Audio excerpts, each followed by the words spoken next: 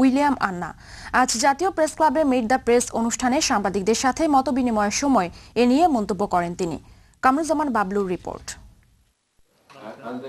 দারিদ্র্য মোকাবেলা, প্রত্যন্ত অঞ্চলে শিক্ষার বিস্তার, দ্বিপক্ষীয় বাণিজ্য, বিনিয়োগ এবং মানবাধিকার লঙ্ঘন রোধ সহ বাংলাদেশের বিভিন্ন সেক্টরের উন্নয়নে ইউরোপীয় ইউনিয়নের ভূমিকা তুলে ধরেন ইউরোপীয় প্রতিনিধি দলের প্রধান William Anna.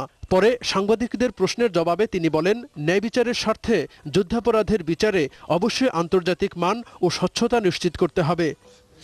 For us it's very important that what should be done should be according to the best international standards, that there should be transparency.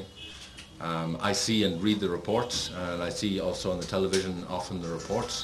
So I think it's very important that that should be seen and should be open. The more that people know what's going on. তত্ত্বাবধায়ক সরকার ইস্যুতে সরকার ও বিরোধী দলের মুখোমুখি অবস্থান নিয়ে তিনি বলেন, যে পদ্ধতিতেই হোক না কেন নির্বাচন অবাধ ও গ্রহণযোগ্য হতে হবে। নির্বাচন কমিশনের সংস্কারে রাষ্ট্রপতির সংলাপকে তিনি ইতিবাচক উল্লেখ করে বলেন, এটি অব্যাহত রাখা জরুরি।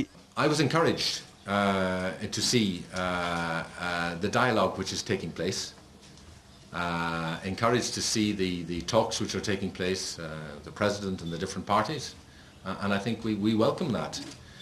এছাড়া বিচার বহির্ভূত প্রতিটি হত্যাকাণ্ড এবং সাম্প্রতিক অপহরণের ঘটনার সুষ্ঠু বিচারও দাবি করেন তিনি। বাংলাদেশের উজানে নদীতে ভারতের বাঁধ নির্মাণেরও সমালোচনা করেন তিনি। কামরুজ্জামান বাবলু,